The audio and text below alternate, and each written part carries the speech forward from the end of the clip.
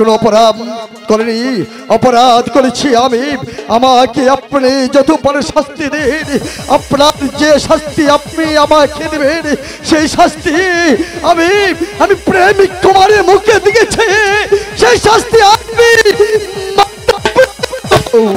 মহারাজ, মন্ত্রী মশাই, আপনি বলছেন আপনি অপরাধী, রানী বলছি রানী অপরাধী।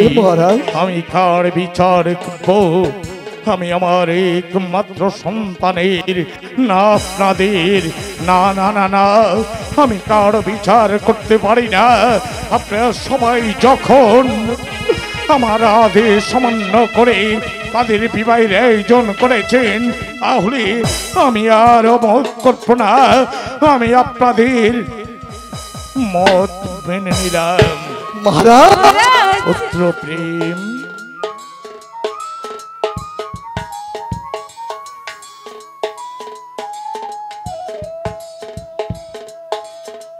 পুত্র প্রেম, বসো তুমি সিংহাসনে। কি করছেন মহারাজ? আপনি কি করতে চাচ্ছেন? মহারাজ, আপনি বেঁচে থাকতে কেন কেন আমার পুত্রকে রাজ সিংহাসনে বসিয়ে দিলেন মহারাজ? দাঁড়াও বেগম, আমাকে কিছু কাজ করতে দাও।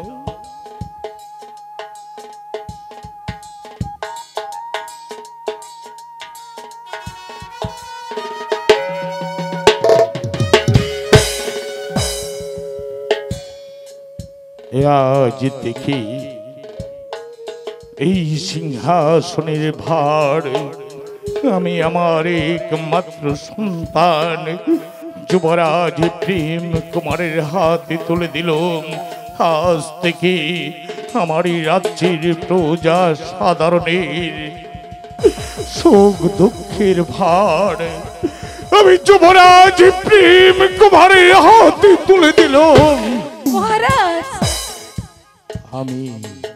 আমি রাজ্য ছেড়ে এই সিংহাসন ছেড়ে দিয়ে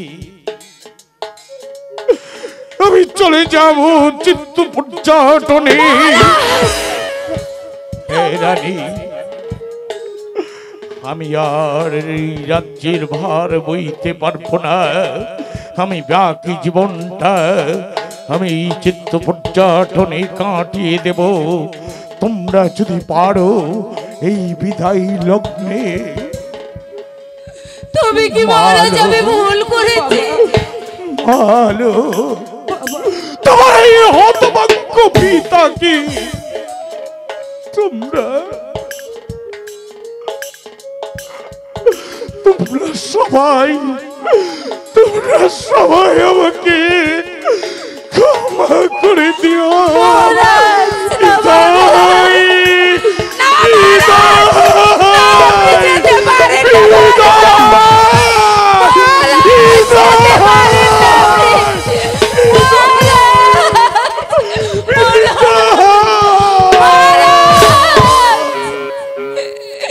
কি হয়ে গেল মন্ত্রী মশাই? আজ এই শুভ লগ্নে মহারাজ এই বিয়েটাকে মেনে নিতে পারেননি বলে আজ রাজ্য ছেড়ে সিংহাসন ছেড়ে উনি আমাকে ছেড়ে চলে গেলেন তীর্থে। তবে কি মন্ত্রী মশাই, মহারানী, আমি কি ভুল করলাম? মহারানী আপনি কিচ্ছু ভাববেন না, কারণ আমি তো রয়েছি।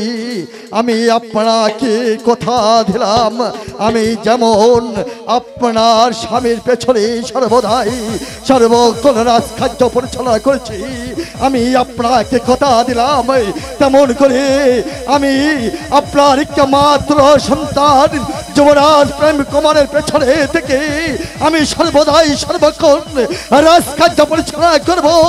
যেখানে যুবরাজ প্রেম বিজয় কুমার পারবে না সেখানে আমি উল্কার ভেঙে ছুটে যাবো। আমার যতই রক্ত ঢেলে দিতে হয় তবু দেব। যুবরাজের প্রেমিক কুমারের মুখ আমি উজ্জ্বল করে রাখবো, উজ্জ্বল করে রাখবো।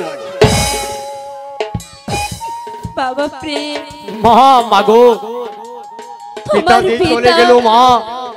তোমার পিতা যে দায়িত্ব তোমাকে দিয়ে তীর্থে চলে গেছে, আশা করি তুমি এই দায়িত্বের অমর্যাদা কোনোদিন করবে না বাবা।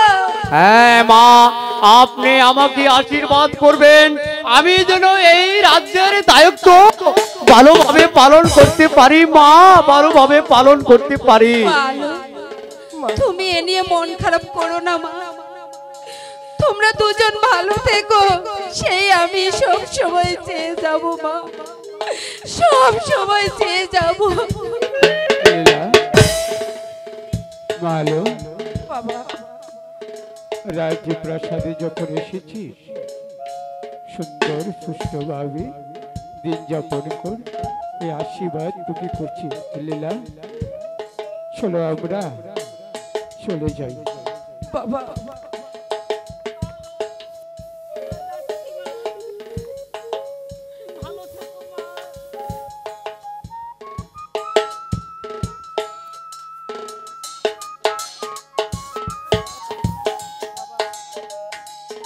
দাঁড়ান বাবা, কোথায় যাবেন? যাবো। বাবা তো আমাকে ছেড়ে চলে গেছে, এবার আপনারা আমার পাশে থেকে সহজ যোগাবেন বাবা। আজ থেকে আপনারা আমার রাজপ্রাসাদেই থাকবেন। চলো আলো, আমরা কক্ষে যাই। চলো বাবা, চলো মা।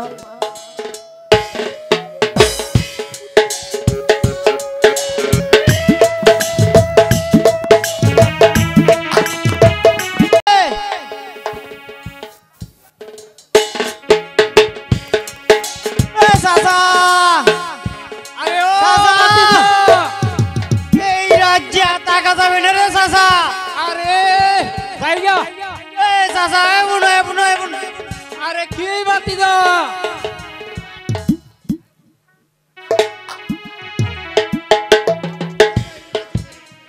চাচা আমরা এই রাজ্য ছেড়ে চলে যাই। আরে খবর তুমি জানো? কি খবর চাচা? আরে আমরা এই রাজ্য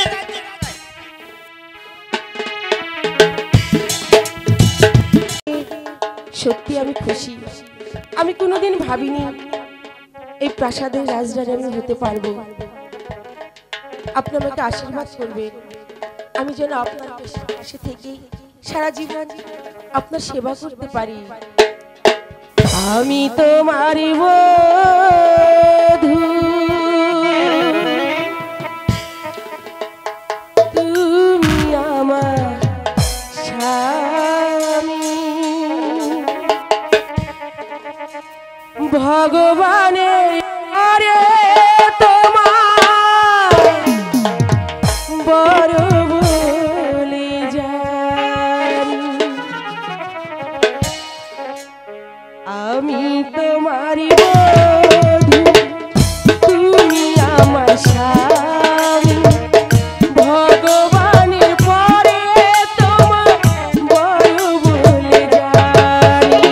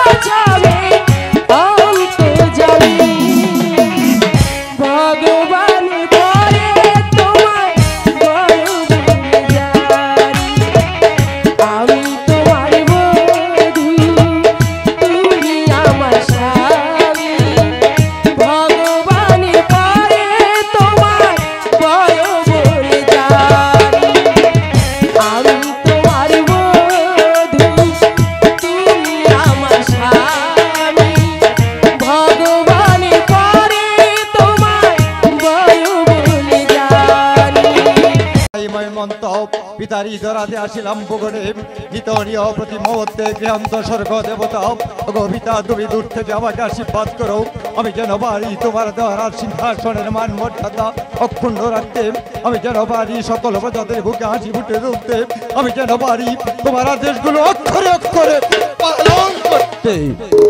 মন্ত্রীভর মহারাজ প্রথম যৌবনে আমি সিংহাসন আরোহণ করা মাত্রই জানতে পারলাম রাজভান্ডার একেবারে শূন্য হয়ে পড়ে আছে, তাই তো শূন্য রাজভান্ডার পরিপূর্ণ করতে এবছর আমি নতুন ভাবে রাজকর আদায় করতে চাই।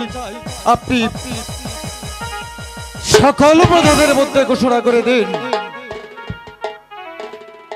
যুবরাজ প্রেমিক কুমার তুমি প্রথম সিংহাসন অধিকার করেছ, তাই যদি এমনি ভাবে এমন কঠোর আদেশ করুন যদি প্রজারা 1 বছরের কাজটা 2 বছরের কাজটা 1 বছরের মধ্যে না দিতে পারে আর তাদের যদি এভাবে 500 টাকা জরিমানা করেন অনাদায়ে 5 বছরের জেল দেন তাহলে প্রজারা দিবে কোথায় থেকে?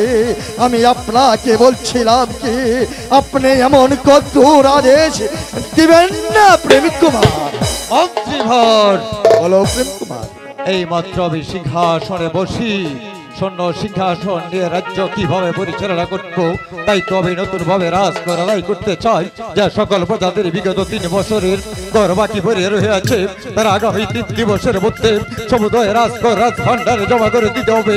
আর যদি কোনো প্রজা দিতে অসমর্থ প্রকাশ করে তাহলে তাকে 5000 টাকা জরিমানা অনাদায়ে 6 বছর শাস্তি কারাদণ্ড ভোগ করতে হবে। এই হলো নতুন রাজা যুবরাজ প্রেম কুমারের আদেশ। প্রেমিক কুমার আপনি ধৈর্য ধরুন, এত চঞ্চল হলে চলবে না, কারণ আমি তো আপনার আম্মার সাথে প্রতিজ্ঞা করেছি আপনি যদি রাজকার্য পরিচালনা করতে অক্ষমতা হন তাহলে আমি আপনার পেছনে থেকে সর্বদাই সর্বক্ষণ আমি সাহায্য করব। কিন্তু আপনি বসতে না বসতেই যদি এভাবে চঞ্চল হন প্রজাদের উপর এমন করা নিষেধাজ্ঞা করেন তাহলে আপনার পেছনে থেকে আমি কেমন করে পরিচালনা করব? মন্ত্রীভর আপনি কেন বুঝতে পারতেছেন না? প্রজাদেরকে যদি সময় দেই তাহলে তারা শুধু কালকে পার করে যাবে, এদিকে আবার সৈন্য রাজভান্ডার সৈন্যই পড়ে থাকবে, তাহলে যে নতুন রাজা হিসাবে রাজ্য পরিচালনা করা আবার খুবই দুঃসহ হয়ে উঠবে। তাই তো আর বিলম্ব নয়, এই বৃহত্তর সেনাপতি মান সিংহকে ডেকে আমি রাজকর আদায়ের ব্যবস্থা করছি। এইটা আছিস সেনাপতি মান সিংহকে দরবারে পাঠিয়ে দে। মহারাজের জয় হোক, মহারাজের জয় হোক। বলুন মহারাজ আমাকে কেন স্মরণ করে? সেনাপতি মান সিংহ এই মুহূর্তে আপনি ছুটে যাবেন প্রজামহলে গিয়ে আমার রাজা দেশ জানিয়ে দিয়ে বলবেন যে সকল প্রজাদের বিগত 3 বছরের কর বাকি পড়ে রয়েছে তার আগামী 3 দিবসের মধ্যে সমুদয় রাজকর রাজভান্ডারে জমা করে দিতে হবে। আর যদি কোনো প্রজা দিতে অসমর্থ প্রকাশ করে তাহলে তাকে 5000 টাকা জরিমানা অনাদায়ে 6 বছর সশ্রম কারাদণ্ড ভোগ করতে হবে। এই হলো নতুন রাজা যুবরাজ প্রেম কুমারের আদেশ।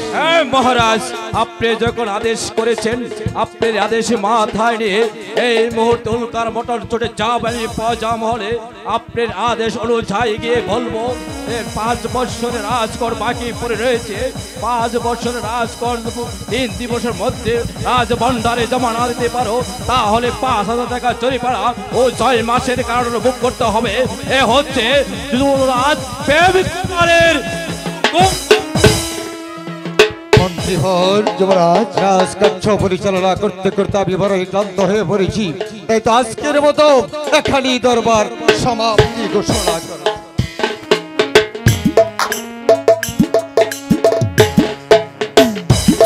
রাজপুত্র করবে রাজার মেয়ে বিয়া, তা না করে করছে রাজার বাড়ির চাকর রবনন্দরে। চাচা এই কথাটা সত্যি, রাজা ছেড়া করবে রাজার মেয়ে বিয়ে, তা না করে করছে রামানন্দর মেয়ে বিয়ে। চলো চাচা আমরা এই রাজ্য ছেড়ে অন্য রাজ্য চলে যাই, চলো আমরা অন্য রাজ্য চলে যাই। চাচা আয়ো আমরা এই দিক থেকে এই দিক থেকে। ঠিক সময় এসেছি, 3 নায়েব 3 কাছারি একসঙ্গে পেয়েছি। মন্ত্রী মশাই আপনি এখানে? আমি এসেছি রাজ আদেশ জানিয়ে দিতে। বলেন কি আদেশ? আমাদের মহারাজের আদেশ অনুযায়ী 3 বছরের রাজকর বাকি পড়ে রয়েছে। বাকি 3 দিবসের মধ্যে রাজ ভান্ডারে জমা দিতে হবে। আর যে দিতে অস্বীকার করবে অনুসারে 5000 টাকা জরিমানা ও 6 মাসের কারাদণ্ড ভোগ করতে আমরা হবে। কর দিতে রাজি আছি, তাহলে এক শর্ত আছে, শুনবেন? বলো কি সত্য? রাজার ছেলে করবে রাজার মেয়ে বিয়ে, তা না করেছে বাড়ির চাকর রামানন্দর মেয়ের বিয়ে। সে যদি কোনো পুনরায় রাজার মেয়েকে বিয়ে করতে পারে তাহলে আমরা 3 মাসের পর অগ্রিম দিয়ে দেব। সামান্য ছোট লোকের ধল আমি যাকে রাজা বলে স্বীকার করেছি, আর তোমরা সামান্য পর্যায়ে রাজা বলে স্বীকার করবে না। জানো এই মুহূর্তে আমি কি করতে পারি? তোমাদের বাড়িঘর পুরে আমি সরকার করতে পারি। যান যান, রাজাকে গিয়ে বলে দিবেন যদি সে পুনরায় কোনো রাজার মেয়েকে বিয়ে করতে পারে তাহলে আমরা তাকে কর দিব, নাহলে আমরা কর দিব না। বেশ রাজা বলে মানবো। বেশ প্রজাগণ, তোমাদের কথাই অনুযায়ী এই মুহূর্তে আমি উল্কার মটন ছুটে যাব মহারাজের দরবারে। তোমার আদেশ অনুযায়ী গিয়ে বলবো, যদি মহারাজ মেনে নেই তবে ভালো, আর মেনে না নেই আমাকে উল্কার মতন আদেশ করে, তাহলে উল্কার মতন ছুটে এসে তোরকে প্রজাদেরকে আমি চাপকে পিঠের চামড়া তুলে নেব। তারপর ওই বিজয়নগর থেকে চিরদিনের পারিক করে দিব। কথাটা যেন মনে থাকে। যান চাচা, চল আমরা জায়গা, আমরা এই রাজ্য ছেড়ে অন্য রাজ্যে চলে যাব। মন্ত্রীভর সেনাপতি মান সিংহকে পাঠিয়েছিলাম রাজা আদেশ প্রজাদের মধ্যে জারি করে দিতে, কিন্তু এখন পর্যন্ত সেনাপতি মান সিংহ ফিরে আসছে না। এর কোনো কারণ আমি বুঝে উঠতে পারছি না। মহারাজের জয় হোক, মহারাজের জয় হোক। বলুন সেনাপতি মান সিংহ, বলুন আপনাদেরকে পাঠিয়েছিলাম প্রজামহলে রাজা আদেশ জানিয়ে দিতে, আপনি তার খবর বলুন। পুস্তকে মাফ করবেন মহারাজ। একই সেনাপতি মান সিংহ, আপনি হয়েছেন আমার রাজ্যের প্রধান সেনানায়ক, সবচেয়ে শক্তিশালী বীর পুরুষ। আজ দেখছি প্রজাবল থেকে ফিরে এসে আমার সম্মুখে কাপুরুষের মতো মাথা নিচু করে দাঁড়িয়েছেন কেন? বলুন কি হয়েছে? পুস্তকে মাফ করবেন মহারাজ, সেই কথা বলতে যে আমি শ্বাস পাচ্ছি। সেনাপতি মান সিংহ, আমি বিজয়নগরের ভাগ্য বিধাতা যুবরাজ প্রেম কুমার আপনাকে অবদান করলাম, আপনি নির্ভয়ে খুলে বলুন কি হয়েছে। আপনার কথায় অনুযায়ী আমি উল্কার মতন ছুটে গিয়েছি প্রজা মহলে। আপনার কথাগুলি আমি তাদেরকে বলেছি। আপনি বাড়ির চাকর নবনন্দর মেয়ে বিয়ে করেছেন বলে প্রজারা আপনাকে কর দেবে না, আপনার রাজ্যে থাকবে না, আপনাকে রাজা বলে স্বীকার করবে না। সেনাপতি মান সিংহ, বলুন মহারাজ। প্রজারা কি আরো কিছু বলেছে? হ্যাঁ মহারাজ, আরো বলেছে পুনরায় যদি কোন রাজকন্যাকে বিয়ে করতে পারেন তাহলে আপনার রাজ্যে থাকবে, আপনাকে রাজস্ব দিবে, আপনাকে রাজা বলে স্বীকার করবে। সেই কথা আমার কথা নয় মহারাজ, সেই কথা হলো লক্ষ লক্ষ কোটি প্রজাদের কথা। সামান্য প্রজাদের এত বড় স্পর্ধা আমার রাজ্যে বাস করে আমাকে কর দেবে না, আমার রাজ্যে থাকবে না, আমাকে রাজা বলে মানবে না। না না না, প্রজাদেরকে আমি এমন শাস্তি দেব যা দেখে বিজয়নগরের প্রজা সাধারণ ভয়াতঙ্কিত হয়ে ওঠে। মন্ত্রীভর বলুন, মন্ত্রীভর এখন আমি কি করব? ধৈর্য ধরুন কুমার, ধৈর্য ধরুন। তুচ্ছ আমার নেই মন্ত্রীভর, তুচ্ছ আমার নেই।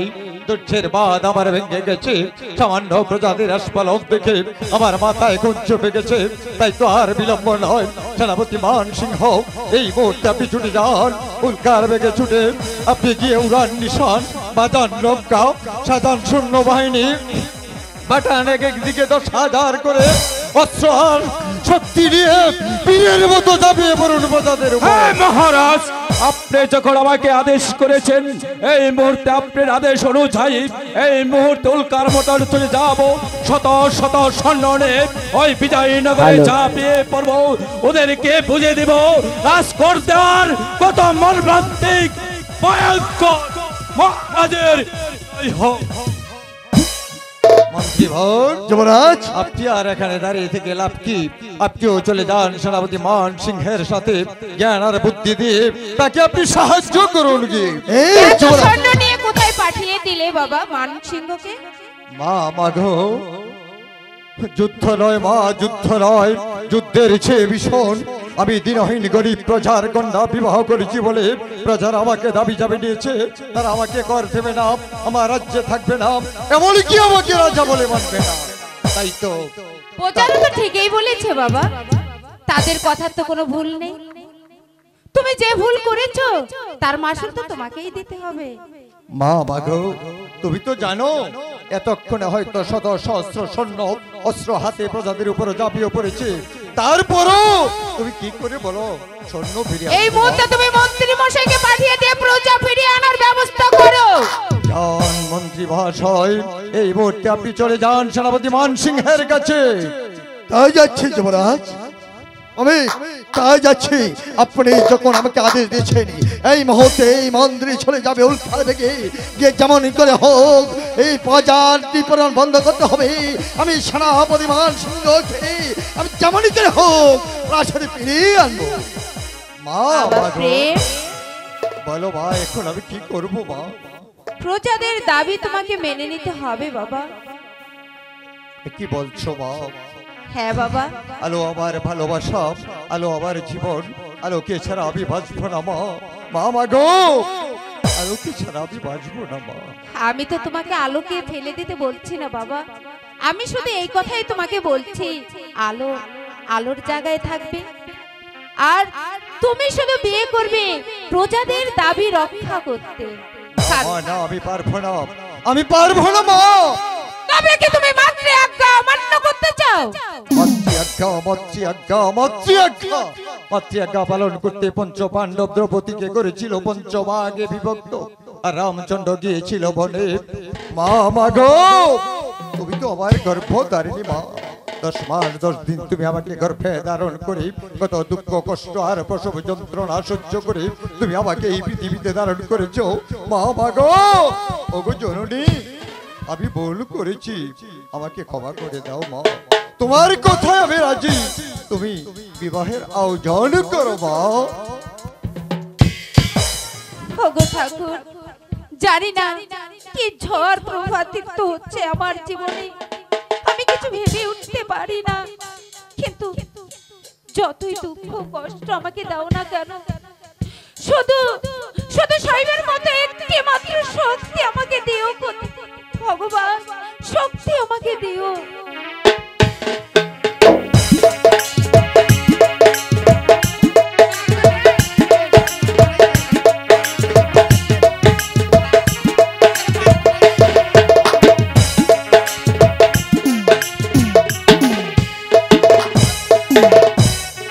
মন্ত্রী মশাই, মন্ত্রী মশাই, বলুন মহারামিনী, আবার কেন আমাকে ডেকে আনা হয়েছে?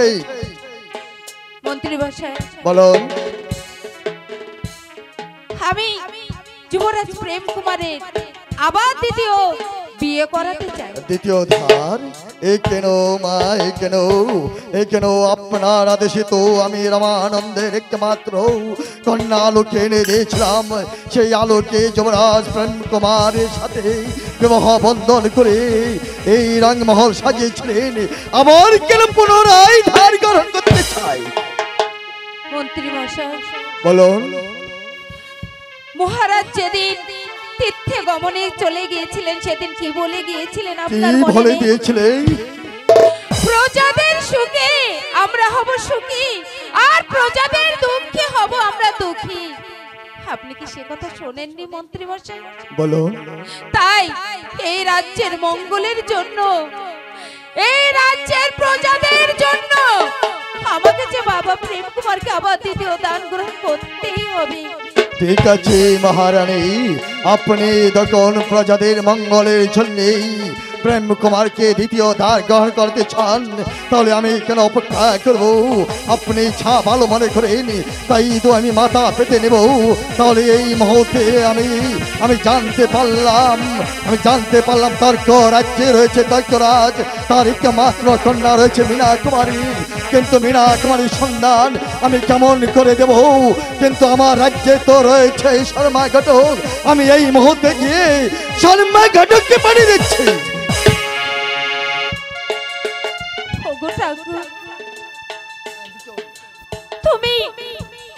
তুমি আমার প্রেম কুমারকে এই বিপদের মুখ থেকে রক্ষা করো। আমার প্রেম কুমার যেন দ্বিতীয় দান গ্রহণ করে এই রাজ্যে